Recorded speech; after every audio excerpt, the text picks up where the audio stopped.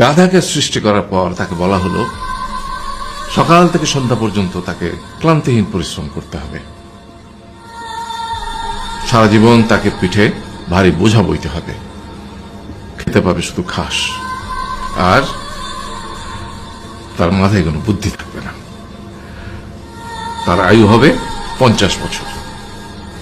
গাধা করজোড়ে সৃষ্টিকর্তাকে বলল, আমি এত বছর বাঁচতে চাই না, আমাকে 20 বছর আয়ু দেওয়া হোক। সৃষ্টিকর্তা সেটাই মঞ্জুর করলেন। কুকুরকে যখন সৃষ্টি করা হলো তখন তাকে বলা হলো যে সে হবে মানুষের সবচেয়ে বড় বন্ধু, কিন্তু সে খাবে মানুষের উচ্ছিষ্ট, এবং তার আয়ু হবে 30 বছর। কুকুর সৃষ্টিকর্তাকে বলল, আমি এত বছর বাঁচতে চাই না, আমাকে 15 বছর আয়ু দেওয়া হোক। সেটাই মঞ্জুর করা হলো।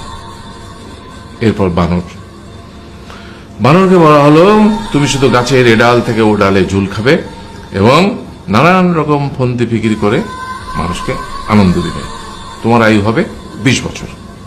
বানর বলল, আমি 20 বছর বাঁচতে চাই না, আমাকে 10 বছর দেওয়া হোক।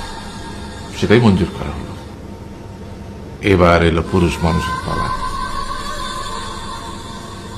তাকে বলা হলো যে তুমি হলে প্রাণীগুলোর মধ্যে সবচেয়ে বিচক্ষণ এবং বুদ্ধিমান, সেই জন্য তোমাকে প্রাণীদের শিরোমণি করা হলো এবং তোমার আয়ু হবে 20 বছর। তখন পুরুষ মানুষ বলল, করজোড়ে বলল সৃষ্টিকর্তাকে যে 20 বছর আয়ু অত্যন্ত কম, হে প্রভু, আমাকে ওই গাধার সে যে 30 বছর আয়ু চায়নি সেটা আমাকে দেয়া হোক, ওই যে কুকুর 15 বছর ফিরিয়ে দিয়েছিল সেটাও আমাকে দেয়া হোক, আর যে বানর 10 বছর নেয়নি সেটাও আমাকে দেয়া হোক। 20 বছর অত্যন্ত কম, আমি দীর্ঘদিন বাঁচতে চাই।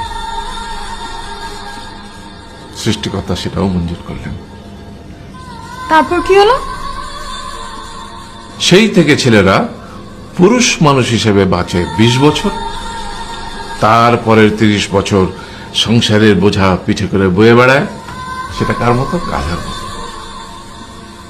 তারপরের 15 বছর সে তার ছেলে মেয়েরা যা দেয় সেই রকম ঠিক কুকুরের মতো উচ্ছিষ্ট খেয়ে বাঁচে। আর তারপরে বৃদ্ধ বয়সে ঠিক বানরের মতো, যেমন গাছের এডাল থেকে ওডাল ঝুল খায় বানর, তেমনি এই ছেলের বাড়ি থেকে ওই ছেলের বাড়ি, আর নানান রকম ফন্দি ফিকির করে তার নাতি নাতনিদের আনন্দ দেওয়ার চেষ্টা করে।